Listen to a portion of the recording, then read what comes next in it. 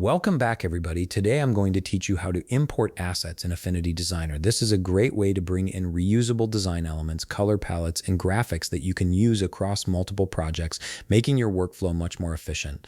First, launch Affinity Designer on your computer. Once the application is open, you'll want to open your existing file, or you can create a new file to work with.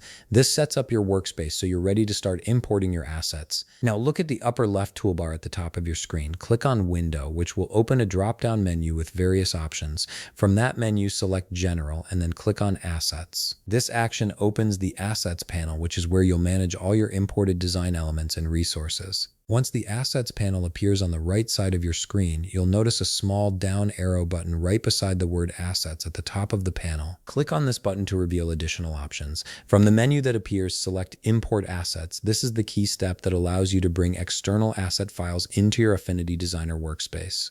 Although I don't have the Affinity assets to show you in this example, I will guide you through the next step so you know exactly what to do when you have your files ready.